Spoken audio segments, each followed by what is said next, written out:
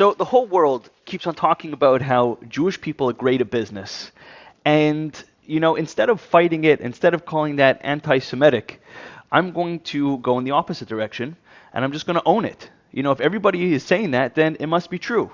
So I, as a Orthodox Jewish person, would love to share with you some Jewish business secrets, 10, actually my top 10 Jewish business secrets, and I hope that you're going to enjoy them. This is great stuff. This is stuff that we've known for thousands of years, and I think that you're really going to appreciate it. And by the way, if you're here to hate, just go somewhere else.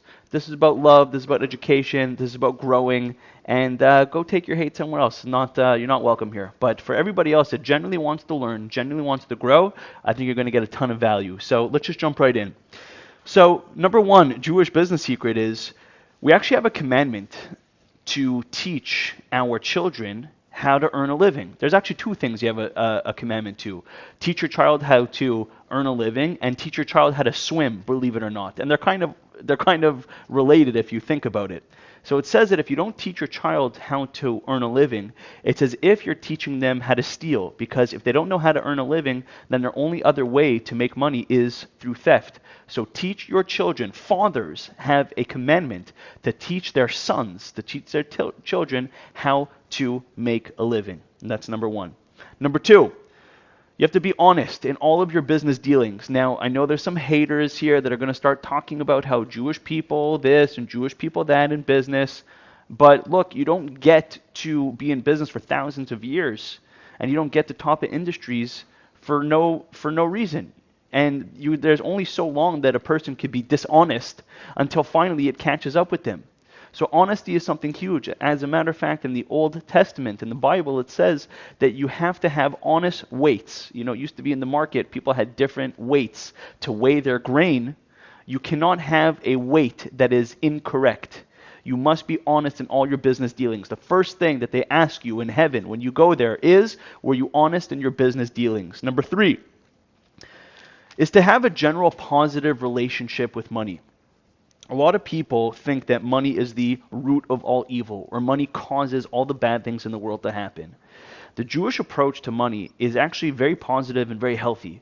We believe that money is a tool to use to build communities, to build family, to build institutions. We believe that there's a very positive relationship with it, instead of looking at it as something that is wrong or something that is dirty or something that we don't talk about. The opposite. We embrace it and we have an extremely positive relationship with it. Number four, we help our community. This is something that people talk about that they don't like about the Jewish community. Well, I have other friends, by the way, from different communities, and they tell me that they literally try to destroy each other when it comes to business. They're not happy to see each other succeed.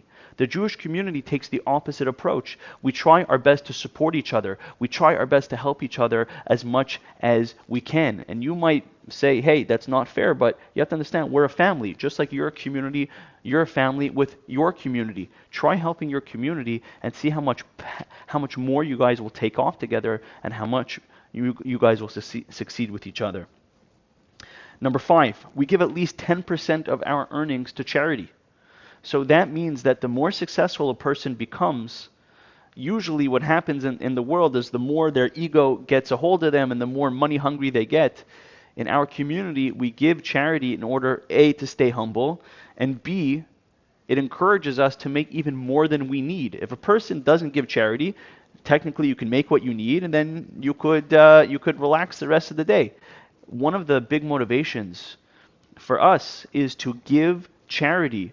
So there's no limit to how much we can make, because even if we are satiated, we try to make more in order to give more charity. Number six, it's preferable to be an owner than to be a worker. It says in the Bible that when there's a Hebrew slave that works for a master and they work for them for 7 years and they want to continue working for that master, at the end of 7 years, they actually used to take a nail and put it through his ear and put it into the door. Why? Because it reminds the person that really a person should only be working for God and only God should be their master. It is preferable to be an owner, to be a boss, than to be a worker. Number seven, Don't do to other people what you wouldn't want done to you. In other words, the world calls it karma, but it's a real business secret. When you treat others with respect, and when you treat others with properly, and you don't do to them what you wouldn't want done to you, that will come back to you full circle.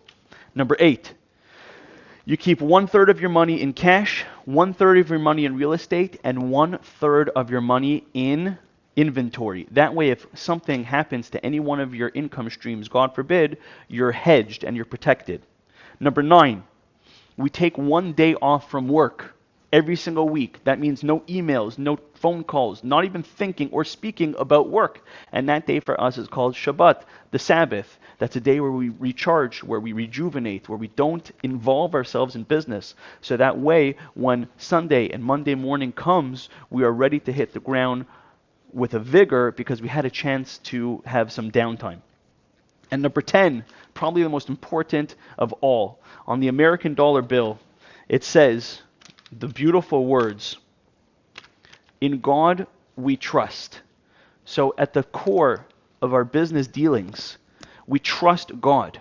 We trust God that He's going to give us success. That's why we're not afraid to take calculated risks, because we understand that we are not part of a random cosmic cycle that you could be burned at any given time. No, we trust that there is a creator of the universe. We trust that He will reward us if we try our hardest. He will reward the work of our hands. And when we go out into our work, we trust that God will bless us, and this gives us confidence to keep on growing. I hope you enjoyed this video. I know it's definitely a different spin on the whole narrative. If you did enjoy it, please hit the subscribe button, hit the like button, leave me a comment. If you loved the video, leave me a comment. If you hated the video, leave me a comment. I would love to hear from you guys. God bless you, and thank you for spending this time with me. I wish you a lot of success in all of your business dealings. God bless.